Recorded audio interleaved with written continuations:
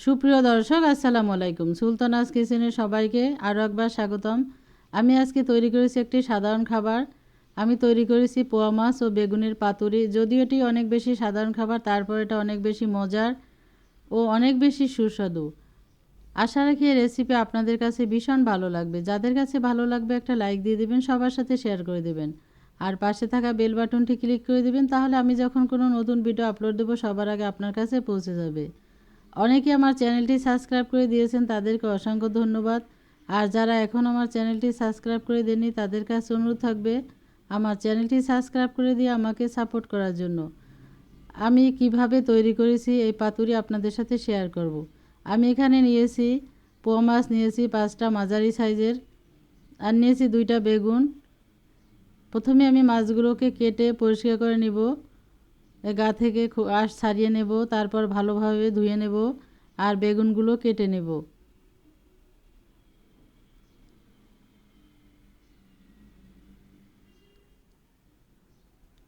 আর নিয়েছি এখানে রসুন কুচি আর পেঁয়াজ নিয়েছি 2টা, এগুলো আমি পেস্ট করে নিব।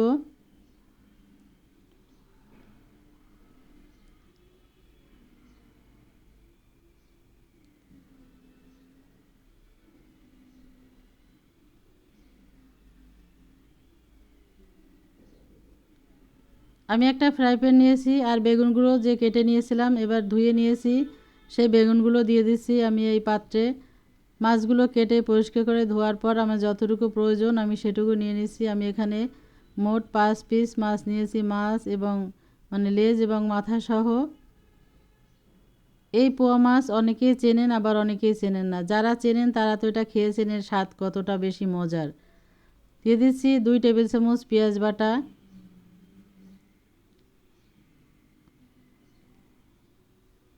আর দেবো এখানে 1 চা চামচ হলুদের গুঁড়া, 1 চা চামচ ধনিয়ার গুঁড়া, 1 চা চামচ জিরার গুঁড়া,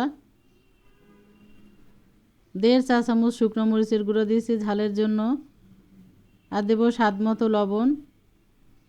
এখন দেব সরিষার তেল, এগুলো ডিম হয়েছে মাছের। এই সরিষার তেল দিয়ে ভালোভাবে আমি মাছ এবং বেগুন হাত দিয়ে মাখিয়ে নেব।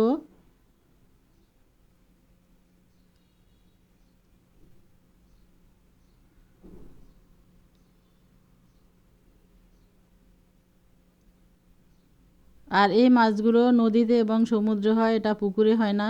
এই মাছগুলো খেতে ভীষণ মজার হয়। মশলা মাখানো হয়ে গিয়েছে, ডিম হয়েছে সেগুলো আমি দিয়ে দিচ্ছি মাছের সাথে।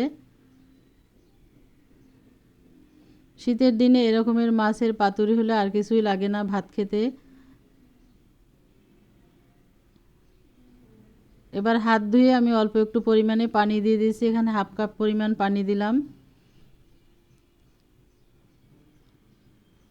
আর দেব ধনিয়া পাতা কুচি ও কাঁচামরিচ কুচি।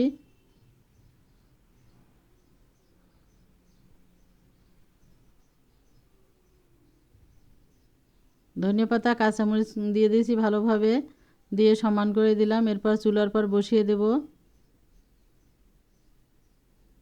পাত্রটা চুলার পরে বসিয়ে দিয়েছি, চুলাটা অন করে দিয়েছি। এবার আমি পাত্রটা ঢেকে দেব। ফিরে আসবো 10 মিনিট পর। 10 মিনিট পর ঢাকনা তুলে নিয়েছি আমি। এই যে ঝোলটা কমে আসছে, আমি আবারও ঢেকে দেব। ফিরে আসবো 3 মিনিট পর।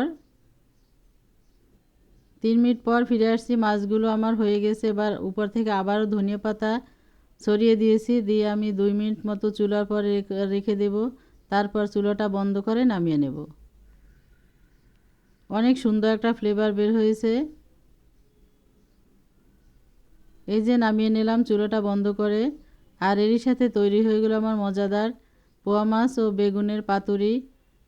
যারা এই মাছ পছন্দ করেন এই শীতের সময় একবার হলে এটা তৈরি করে খাবেন, অনেক বেশি মজার এবং সুস্বাদু হয়। ভালো থাকবেন, সুস্থ থাকবেন, ইনশাল্লাহ কথা হবে আবার অন্য কোনো রেসিপি নিয়ে। আজ তাহলে এ পর্যন্তই। আল্লাহ হাফেজ।